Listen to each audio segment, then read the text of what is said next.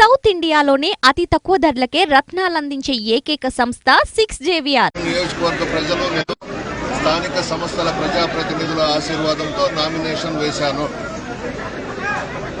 జగన్మోహన్ రెడ్డి గారు ముఖ్యమంత్రిగా ప్రమాణ స్వీకారం చేసిన తర్వాత పార్టీలకు అతీతంగా సంక్షేమ పథకాలు ఇవ్వడం జరిగింది. ఆ సంక్షేమ పథకాలే మాకు గెలుపుకు శ్రీరామ రక్ష. 2019లో మాది రాజకీయ కుటుంబమైన జగన్మోహన్ రెడ్డి గారి బొమ్మ పెట్టుకుని గెలిచాను. దాదాపు 40,000 వచ్చినాయి, 200 తక్కువ మెజారిటీ. ఈ దఫా మేమింకా సంక్షేమ పథకాలు ఎక్కువగా ఇచ్చాం. దాదాపు కోవూరు నియోజకవర్గంలో 1000 కోట్ల దాకా సంక్షేమ పథకాలు ఇచ్చాం. ప్రతి కుటుంబము లబ్ధి పొందుండారు. పార్టీలకు అతీతంగా ఇచ్చాం, కులాలకు అతీతంగా ఇచ్చాం, మతాలకు అతీతంగా ఇచ్చాం. రాజకీయాలే చెయ్యకుండా పేదలకు సంక్షేమ పథకాలు ఇచ్చాం.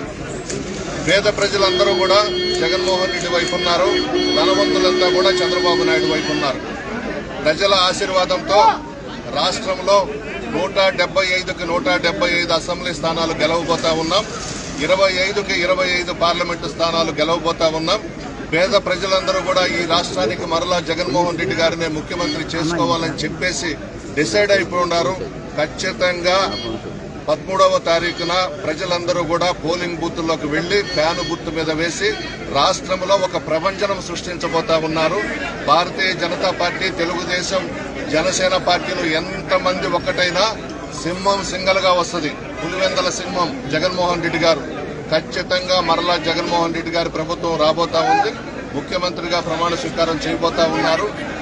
ఇప్పుడు ఈ 5 సంవత్సరాలు ఏ విధంగా అయితే సంక్షేమ పథకాలు ఇచ్చామో అవి కొనసాగుతాయి. పేద ప్రజలకు మేము అండగా ఉంటాం. ఈ కోటీశ్వర్లు, ధనవంతులంతా కూడా ఫ్యాను గాలికి కొట్టుకుపోతారు. Thank you.